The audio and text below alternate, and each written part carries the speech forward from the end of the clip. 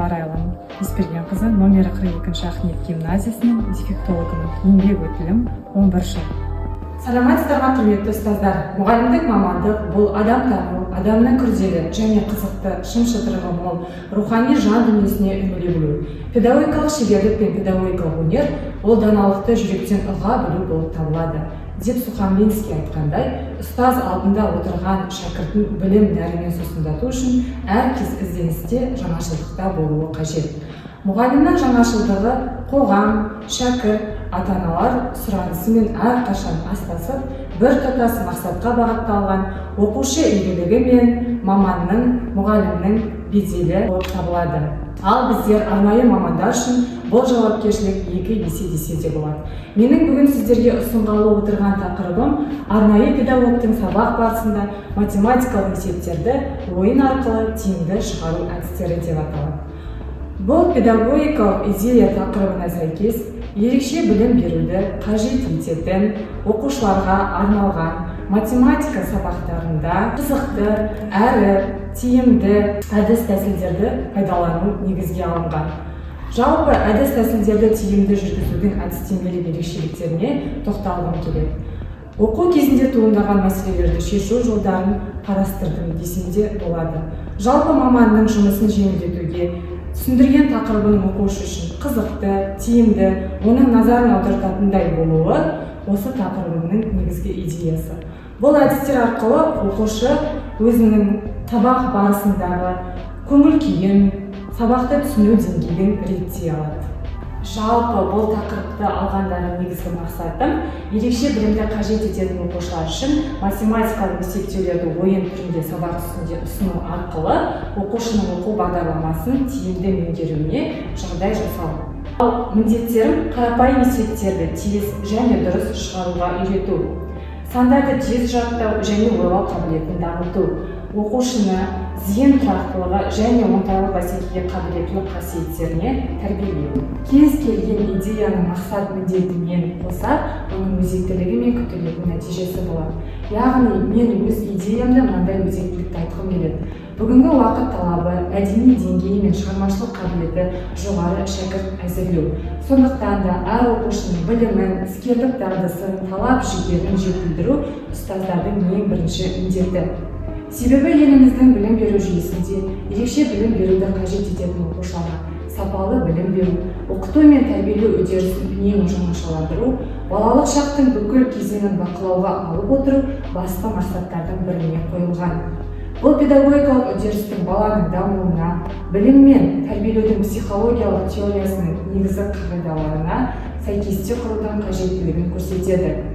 Ерекше білім беруді қажет ететін оқушылармен жұмыста оқу бағдарламасының қиындығы мен қызықтылығы қатар жүруі тиіс. Себебі оқушы бір сарынды және қарапайым тәсілдерді тез жалығады және қабылдамайды, немесе өте тез ұмытады. Ал бұндай кезде оқушының жас ерекшелігіне сәйкес әртүрлі ойын түріндегі тапсырмалармен алмастырса, сабақ қызықты, оқушы есінде тез қалады.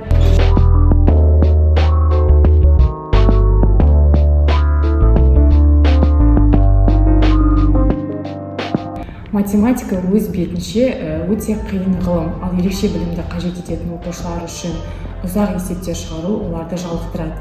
Сондай кезде мен аквариум әдісі ретінде қойылған ойынды ұсынамын.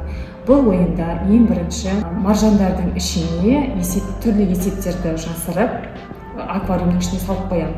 Содан кейін оқушы сабаққа келгенде жаңағы аквариумнен маржандарды, немесе балықтарды, немесе тастарды іздеуіне болады деп тапсырма беремін.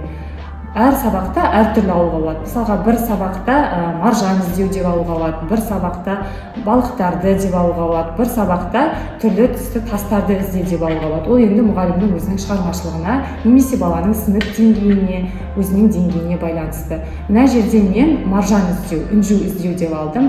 Бұл жерде оқушы жаңағы маржандарды көзін байлап тұрып іздейді аквариумның ішінен. Және бұл мысалға 3 минут, 5 минут, 4 минут уақыт беруге болады. Оқушы бір маржанды алғаннан кейін оның ішін ашып қарап, ішіндегі тапсырманы дәптеріне орындайды, көріп отырғандарыңыздай.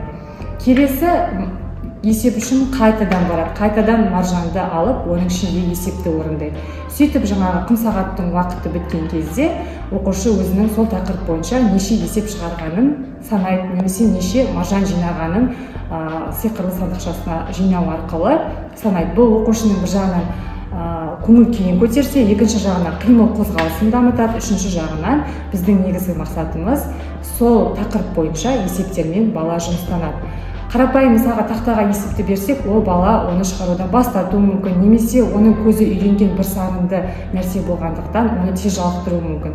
Ал бұл жағдайда бала аквариумды қызықтайды, екіншіден маржандарды қызықтайды, үшіншіден балықтың түрлерімен немесе тастармен таныса алады. Бұл оқушылар үшін тиімді әдіс тәсілдердің бірі.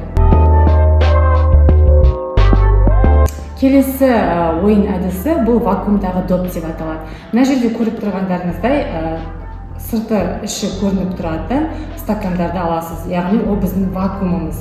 Және оған түрлі түсті доптарды салуға болады. Ол бір жағынан баланың түс тануына әсер етуі мүмкін, екіншіден сол доптарға түрлі математикалық есептерді жасырамыз, ішіне саламыз немесе сыртына жабыстыруға болады. Сосын көріп тұрғандарыңыздай қасында текше тұр. Сол текшені айналдыру арқылы бала мысалға 3 саны түссе, үшінші вакуумды ашып, оның ішіндегі допты алып, тапсырманы орындайды. Немесе жаңағы текшені айналдыру арқылы бірінші вакуум түссе, бірінші вакуумдағы допты алып, тапсырманы орындайды. Бұл жерде жаңа шариктарды, доптарды түрлі түсті етіп пайдалануға болады деп тұрған себебі, мысалға бірінші сынып, екінші сыныптағы түсті айырылмайтын оқушылар үшін есеп шығарып болғаннан кейін сонымен осы вакуумның ішінде қандай доп болды, мына вакуумның ішінде қандай доп болды деп түстермен де ары қарай тақырыпты астастыруға болады. Келесі менің сабағымда қолданып жүрген ойын әдістерінің тағы біреуі сиқырлы үйшік деп аталады. Бұл қолдан тоқылған сиқырлы үйшік және айналасында көріп тұрғандарыңыздай қолдан тоқылған ертегі кейіпкерлері. Мына жерде үйшікке түрлі тапсырмаларды салуға болады. Бұны тек қана математика емес, басқа сабақтарда да қолдануға болады. Мысалға, есептерді түрлінше етіп жазып үйшіктің ішіне саламыз және балаға мысалға бірнеше есепті шығартқаннан кейін бала жалығып кетуі мүмкін ғой. Сол кезде біздер сенімен қазір осындай ойын ойнаймыз деп айтамыз.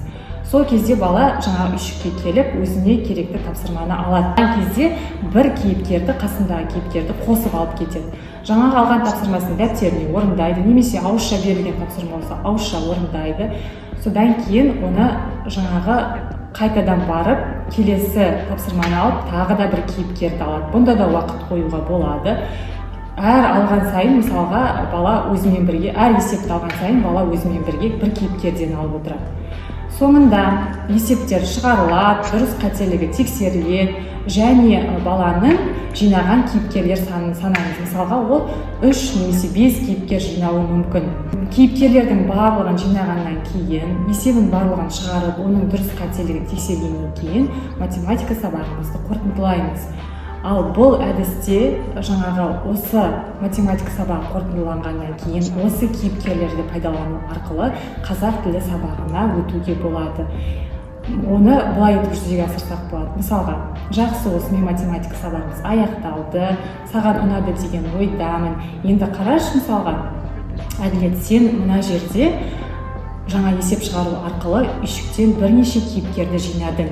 Енді осы кейіпкерлерге қыз тақырыбында сен ертегі құрап көрші деп қазақ тіліндегі лексикалық тақырыбымыз қыз тақырыбына өтуге болады. Сөзімді қорытындылай келе, ерекше білімді қажет ететін оқушылар үшін математикалық есептеулерді ойын түрінде ұсыну арқылы оқушының сабақ барысында тез ойлау қабілетін және математика пәніне деген қызығушылығын арттыруға болады.